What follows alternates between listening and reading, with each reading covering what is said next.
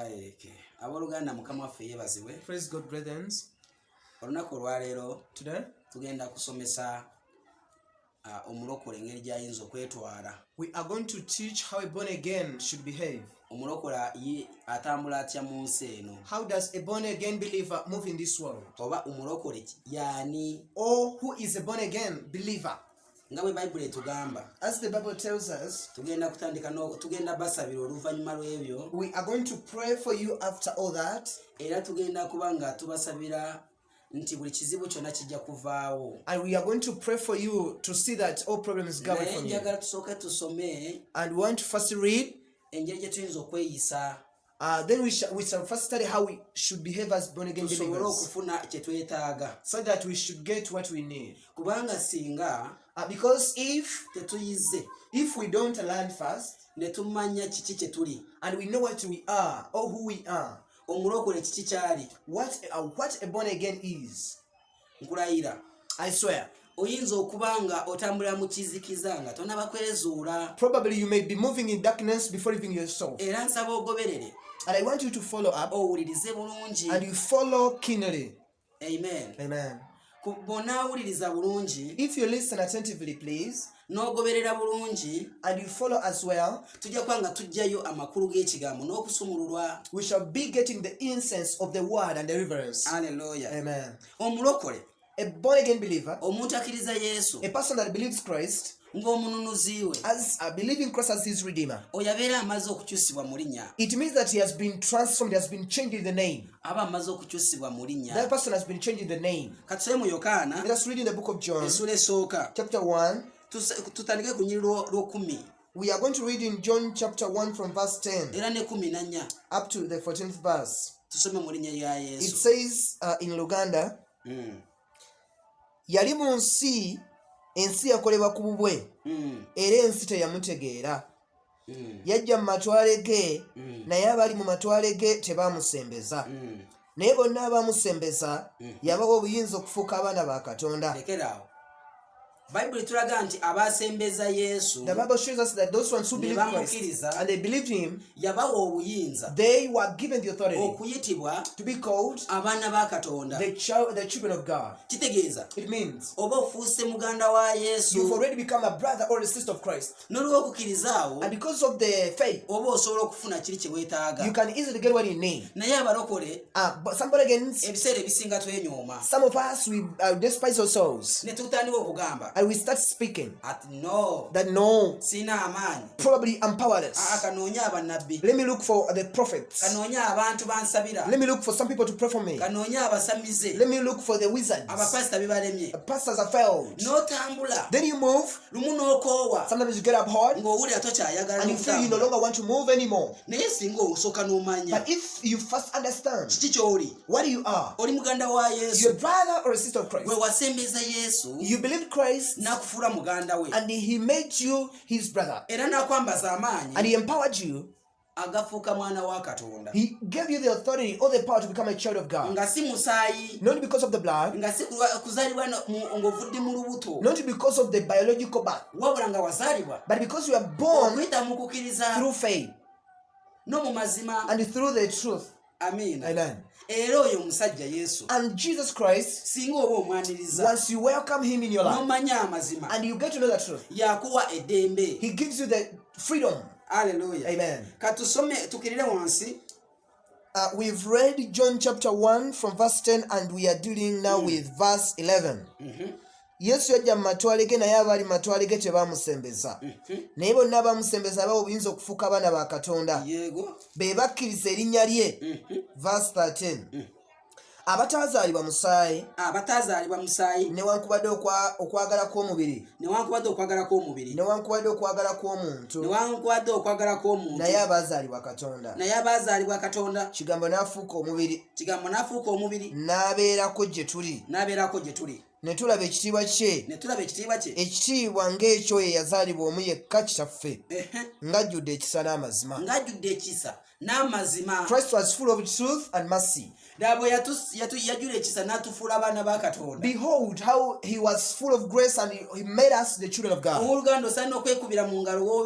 Brethren, you should clap for yourself wherever you are, because he loved you and he was in the grace, and in being in the grace he also made you. He also made you a son of God.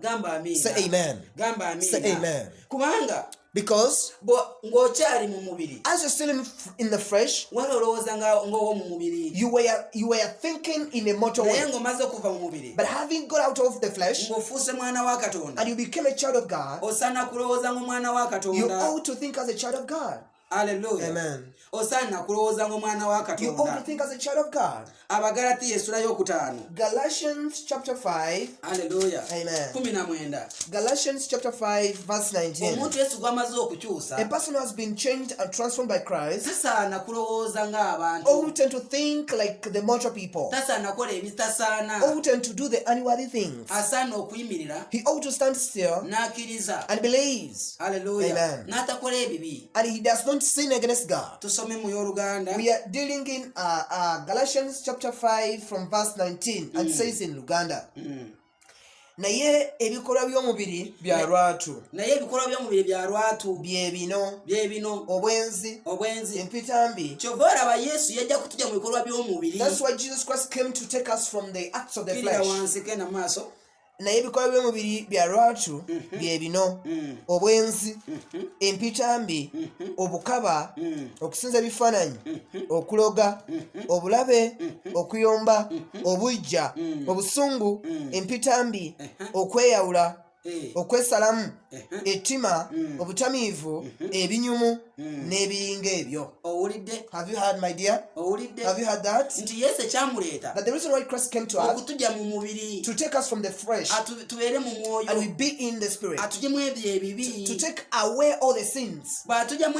When he has removed the sins from us, when he wants us to be in the spirit, and he made us the children of God. That's why whoever has got faith, whoever believes in the greater powerful Jesus, he will give you more power.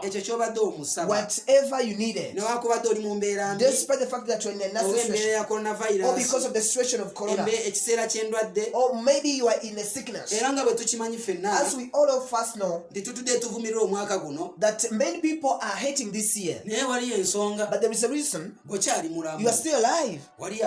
Some have already died, but Christ Jesus, the one who made you the child of God, is still with you, and he has got a reason why he has spared your life. Amen. For that matter, we ought to give thanks to him. Though you face this situation of COVID-19, but you ought to be in the flesh. Verse 23 says, verse 21, verse 21, ettima n'obutamiivu ebinyumu n'ebiyinga ebyo nsooka okubabuulira ku ebyo nga bwe nasooka okubabuulira nti bali abakola ebiringa ebyo tebalisikira bakabaka bwa Katonda. Those people that do those people that do fresh acts will never inherit the kingdom of God. As I have told you about these words, probably you have already heard of them. But I want to bring out this word. Then later on we shall get what we need. Amen. Amen. Verse 22 says, naye ebibala by'omwoyo kwe kwagala. But the deeds of the spirit are love, okwagala, okusanyuka, emirembe, okugumiikiriza, ekisa, obulungi, okukkiriza, obuwombeefu, okwegendereza, n'ebiringa ebyo tewali mateeka. Hallelujah. But in nowadays we have failed out to persevere. The born again Christians of today, bagenda ne basaba they go and pray. leero n'abeera wano Someone can be in one place, ekya n'abeera wano then another time he's another child, kubanga talina because bugumiikiriza he's not enduring, he's not tannatuuka ku patient. bibala He has by'omwoyo not reached on the fruits of the spirit. sooka ofune ebibala by'omwoyo First get the fruits of the spirit. oli mulokole You're a born again believer, naye tolina okwagala but you don't have love. oli mulokole You're a born again believer, naye bagamba ebinyumo but when they talk of enjoying different stuff, singa bagamba nti kenza ali wano when they talk about those gospel, those secular artists, singa bagamba nti kenza ali wali when they say that Mr. Kenzo is here, haleluya amen, awo ogenda n'ogamba kasooka ndabe kenzo you go and watch that artist when he's performing. singa bagamba nti kamira ali wali When they talk about Jose Chameleone is somewhere, osimbula mu bwangu you run very fast. n'ogenda olabe just kamiri You go and watch and enjoy with naye Chameleone. singa bagamba nti Wilson Bugembe ali But wano when you talk about Pastor Wilson Bugembe, the great gospel artist, you ojja see, genda ng'oseeta bigere you will go delaying, kubanga because Bugembe agenda kuyimbira Pastor Bugembe will sing for you. akuweereza enjiri He will preach unto you. tagenda kuwa ebinyumo He will not give you the Zoyagala. other pleasure that you wanted from singa Chameleone. bagamba nti Joshua waali waneeno When they talk about that, Pastor Joshua is here. ogenda gamba ati eyo tamumanyiira You say we know that one, we are used of that one. awonya naye talina ebinyumo He heals, but he does not give us enjoyous stuff. singa bagamba nti kundaaze wali When they talk about someone that is somewhere there, naye lwako wamanyiira ebinyumo but because you are used of the discourse and other stuff, ebibeeramu obwenzi and the discourse are full of adultery and other sexual deeds. ebibeeramu obubbi They are full of filthiness. ebibeeramu They ebitategeerekeka are full of any other stuff. ogenda kusimbula ku buliwo You will go really, aleluya amen. naye But omutuukirivu a righteous person oba omulokole or a born again believer tasaana kukola ekintu ekyo oughtn't to do such a thing. osaana okubeera ng'osoma ekigambo kino You ought to read this word, holy bible the Bible of God, ekigambo ekitukuvu the holy word of God, ekigambo ekigenda okyusa obulamu bwo the word that is going to transform your life, ekigambo ekigenda okuwa obulamu the word that is going to give you life. haleluya Amen. era ne weegendereza And you be diligent. n'ofuna okwagala You get to have the agape love. haleluya Amen. so So tosaana you oughtn't okubeera mu ebyo ebinyumo to be in such a discourse and other pleasures. Abalala. Others, munyumirwa n'obuboozi you enjoy different gossips. gundi baamukubye ejjinja You talk of a certain saga that happened to tebannange yabadde mu someone. bubbi Someone was stolen, was mu caught kifo stealing. ky'okusabira oyo omubbi Instead of stealing praying for that gwe thief. n'osanyuka lwako baamukubye But for you, ejjinja you become happy because you were stoned. teri ekyaleeta yesu The reason as to why Jesus Christ came, ekyamuleeta the reason why he came on earth, yaleetebwako oyo he came to save the thief. okununula oyo mubbi He came to save, to redeem the thief. okununula malaaya He came to redeem the prostitutes. naye gwe oli mulokole But for you, you're born again. osala misango You are just blaming people. You say, oyo siyinza tuula naye I can't sit with that one kubanga ayambala shooti because he puts on a short wear. oyo siyinza tuula naye I can't sit with that one kubanga ayambala bubi because he doesn't put on well.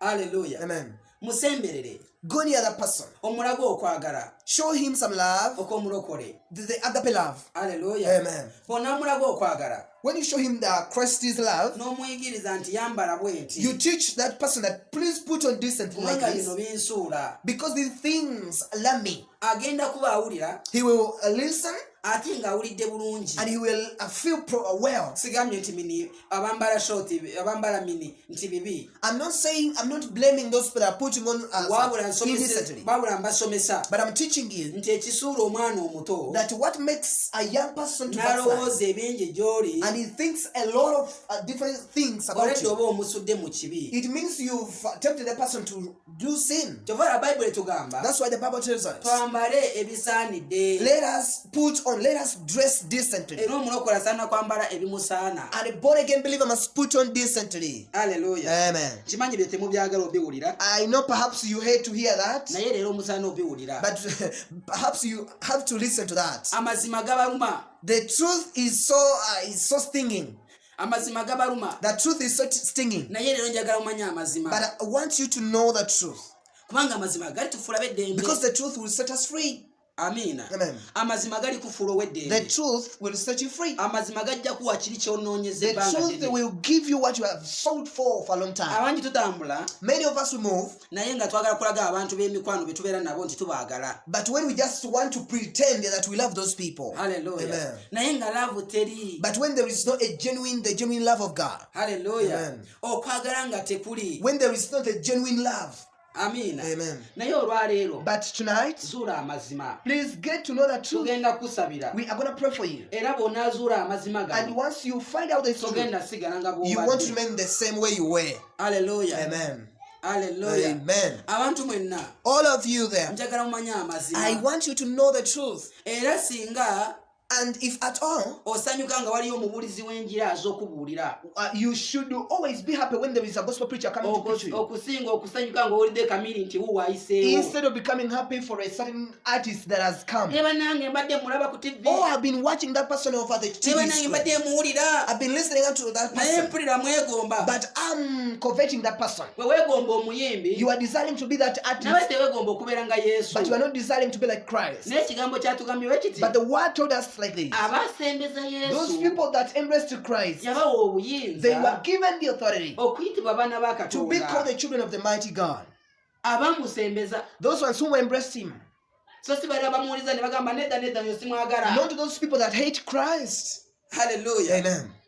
Oteekebwa okusembeza Yesu. You ought to embrace Christ. N'akuwa emirembe. And he gives you that total peace. Si by'amaanyi. Not all that strong things. Okusembeza Yesu tebyetaaga amaanyi. You don't need a lot of power to embrace Christ. Okusembeza Yesu byetaaga okwatula n'akamwa ko. You just need to confess with your mouth. N'okakasa And you get an nti assurance nze njagala Kristo Yesu that for me I love Christ ng'omununuzi as my wange. Redeemer.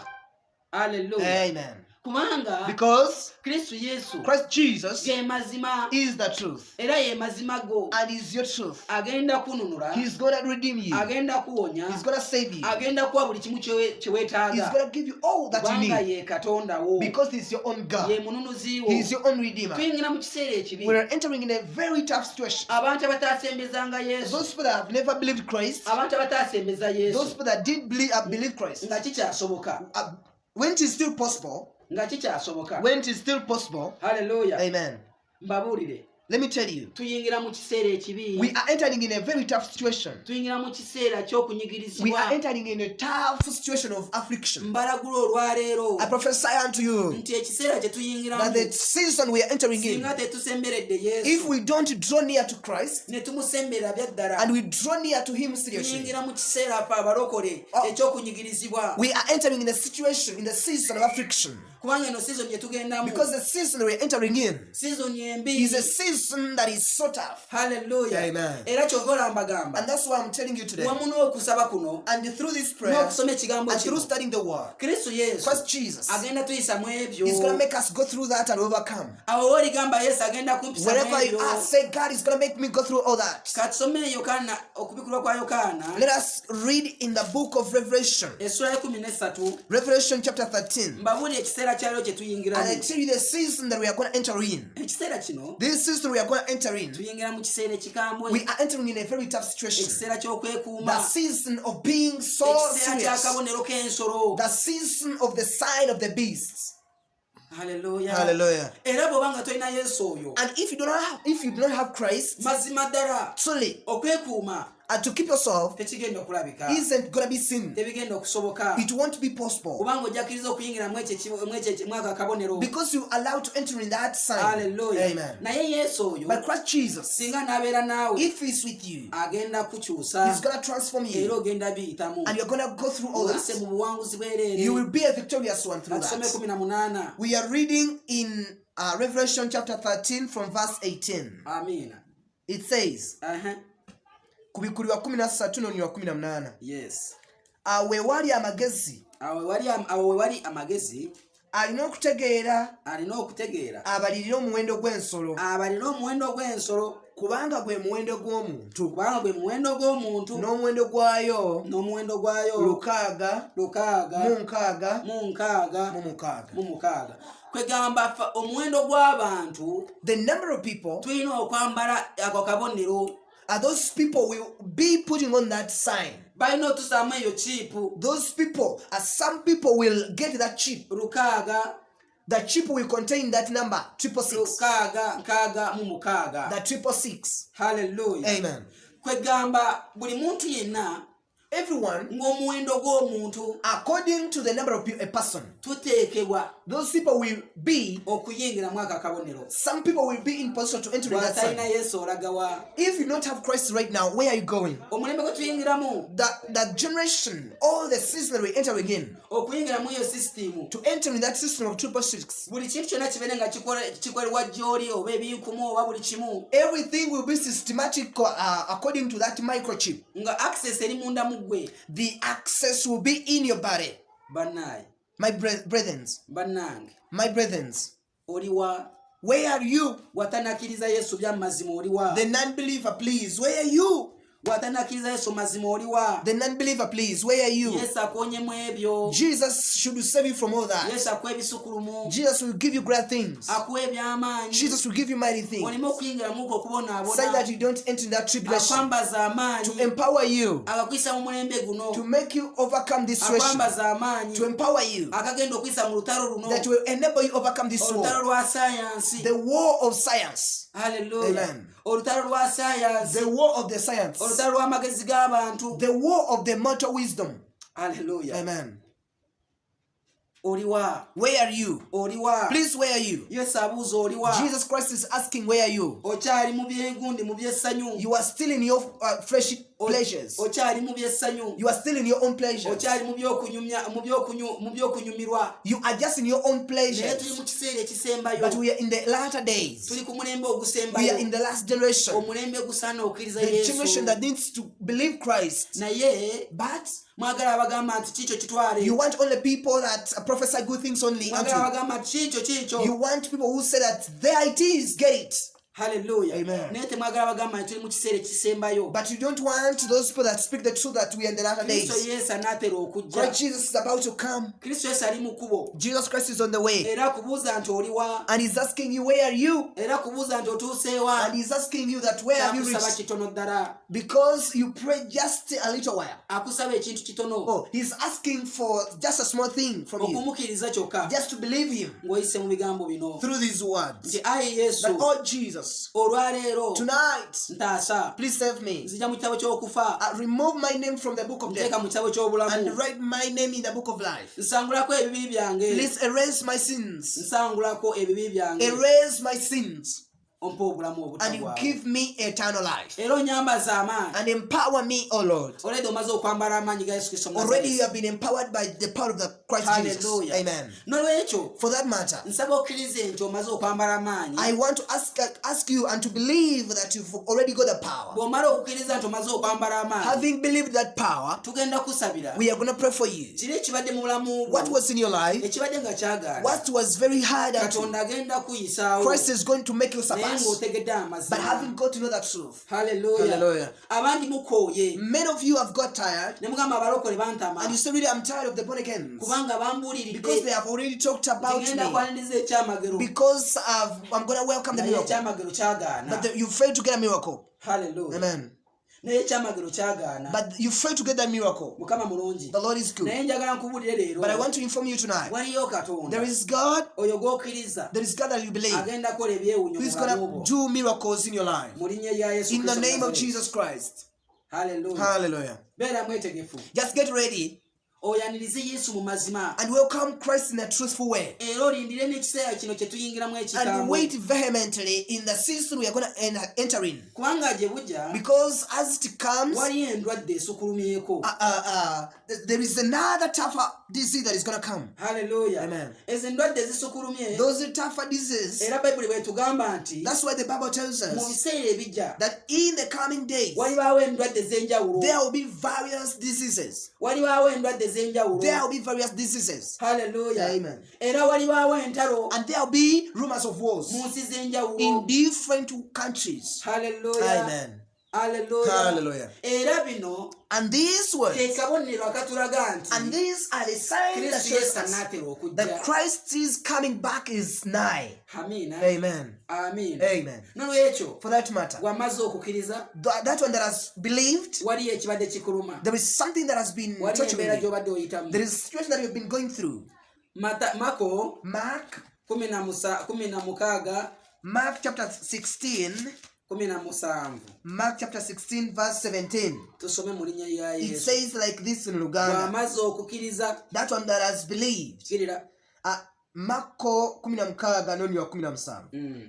Era obubonero bunaagendanga n'abo abakkiriza banaagobanga emizimu mu linnya lyange. Naawe ogenda kugoba emizimu mu linnya lya Yesu, nti ekyo kibadde kyakusumbuwa ebbanga ddene, ekyo kibadde kikwesibyeko, ogenda kigoba mu linnya lya Yesu Kristo Omunnazaaleesi. What has been clinging on you for a long time, you are going to rebuke it in the name of Jesus. Hallelujah. Amen. Ekyo kibadde ku bulamu bwo What has been torturing your life, nga kiva ku myoyo egy'enjawulo, when it has been being brought by different spirits, nsaba okigobe mu linnya lya I ask Yesu. you to rebuke it in the name of Jesus. Nsaba oyatule mu maanyi gano, You should confess in this power, oyatule mu kukkiriza kuno. and you confess in this faith. Era bw'oba ng'obadde mulwadde, And if you've been sick, nsaba okwate buli awabadde wakuluma, I beseech you to touch where you've been feeling the pain, kubanga tugenda yingira mu kiseera ky'okusaba. because we are entering in the season, in the time of praying. Tugenda kuyingira mu kaseera We k'okusaba. are entering in the session of praying. Mukama mulungi. The Lord is good. Essaawa zino Right now, ekibadde kikulumba what has been attacking nga you kiyise mu birooto, through different dreams, nga biyise mu birooto, through dreams, nga biyise mu birooto, through dreams, Katonda God agenda kukyusa kati. is going to change you now. Katonda God agenda kyusa obulamu bwo is essaawa going to zino change your life right now. mu linnya lya In the Yesu name of Nazareti. Jesus Christ the Nazareth. Nsaba okwate buli awabadde wakuluma, Please touch where you've been feeling the pain. ow'ebirooto naawe nja kusabira. Those ones with fake and bad dreams, I will pray for you. Bw'oba also. ng'obadde ng'oli mulwadde w'omugongo, If you've been feeling the backache, kwata ku mugongo. please touch onto your back. Bw'oba ng'oli wa mutwe, If you've been feeling headache, kwata ku mutwe. touch on your head. Bw'oba nga wonna wakuluma, If you have a pain anywhere, kwata mu kyenyi. please touch on your forehead. Katonda agenda kusumulula kati. God is going to deliver you now. Katonda agenda kusumulula God kati. is going to deliver you right now. Katonda agenda kusumulula God kati. is going to deliver you right now. Wali amaanyi There is the power agagenda okukwata that's going kati. to touch you right now. Nsaba weesirikire. Please, a moment of silence. Katonda agenda kusumulula kati. God is going to deliver you now. Nsaba weesirikire. Please be silent. Katonda agenda kusumulula God is kati. going to deliver you right now.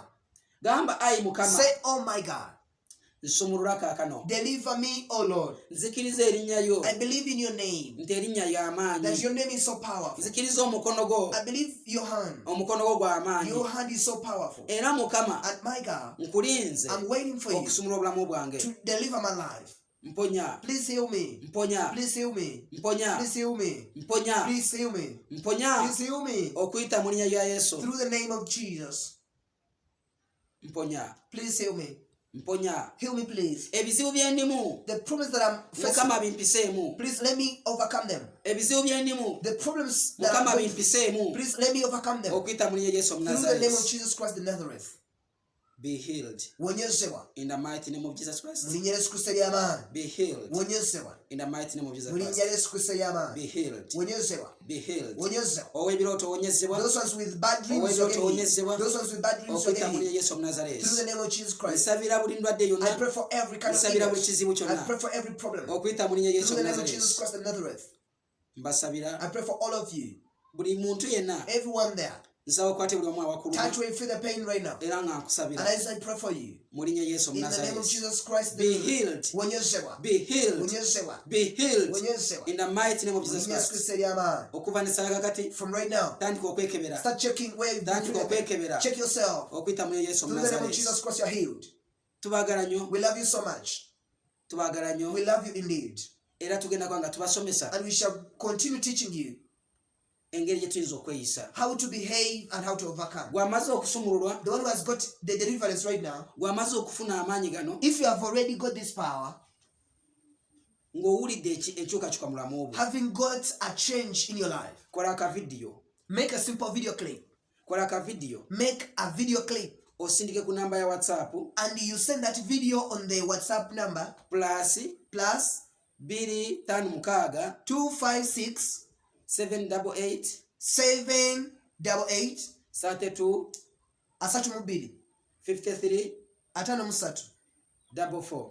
4 Njidamu. I repeat the number. +256 +256 788 788 32 32 50